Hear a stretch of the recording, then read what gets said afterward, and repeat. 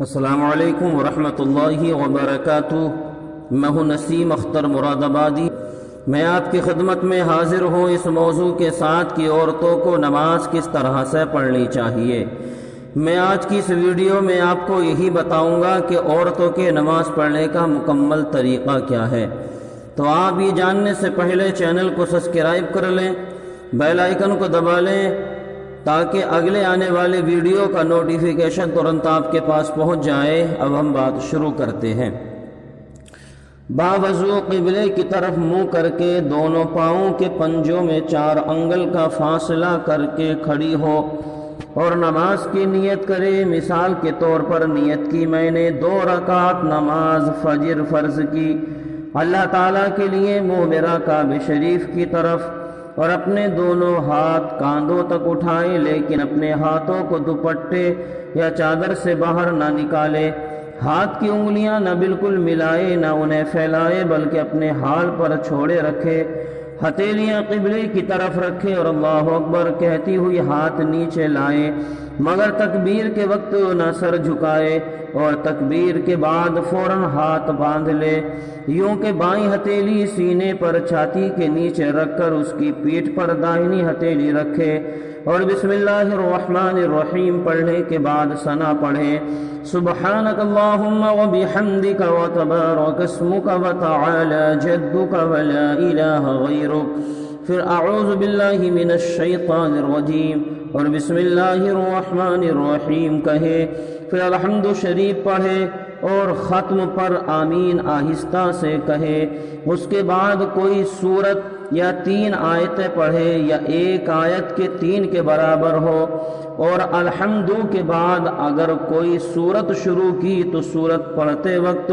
بسم اللہ بھی پڑھ لے، ورنہ نہیں۔ اب اللہ اکبر کہتی ہوئی رکوع کو جائے، یعنی جب رکوع کے لیے جھکنا شروع کرے تو اللہ اکبر شروع کرے، اور رکوع میں پہنچ جائے تو تکبیر ختم کرے۔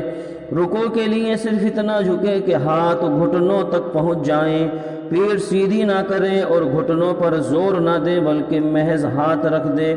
اور ہاتھوں کی انگلیاں ملی ہوئی بازو پہلو سے چپکے ہوئے اور پاؤں جھکے ہوئے رکھے، مردوں کی طرح خوب سیدھے نہ کرے، اور رکوع میں کم سے کم 3 بار سبحان ربی العظیم کہے،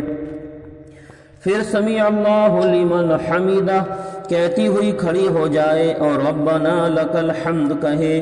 پھر اللہ اکبر کہتی ہوئی سجدے میں جائے۔ اس طرح کہ پہلے دونوں گھٹنے زمین پر رکھے، پھر دونوں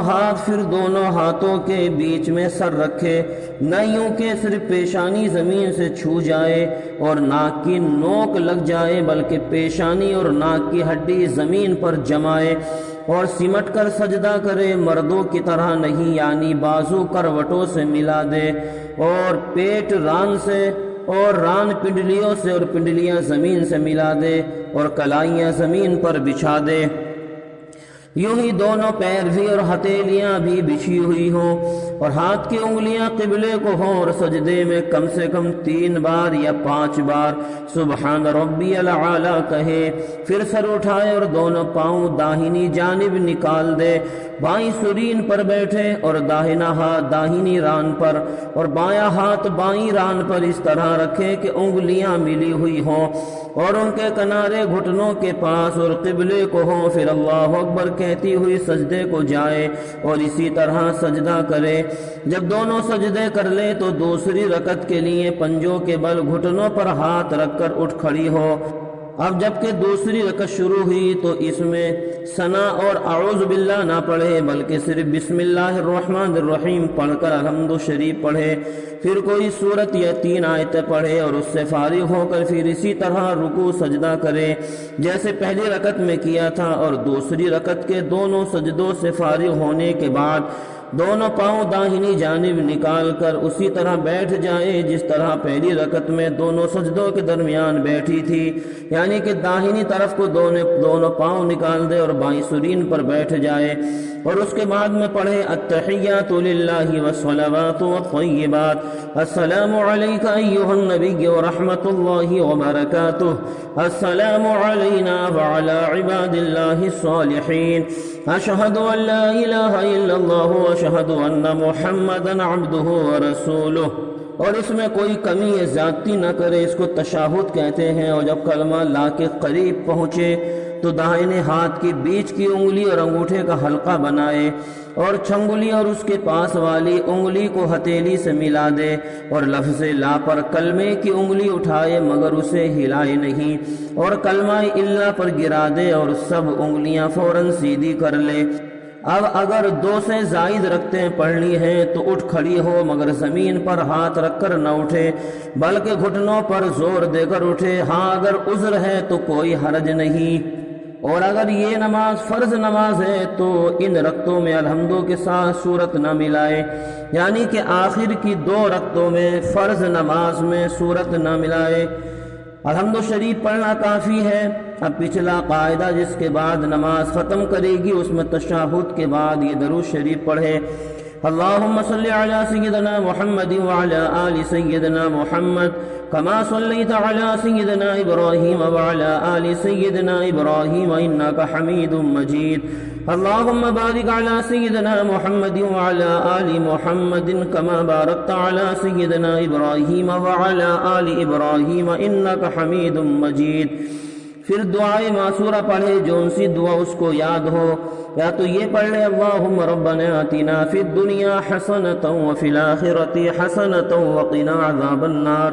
یا اس کے علاوہ اور جو معصورہ یاد ہو وہ پڑھے۔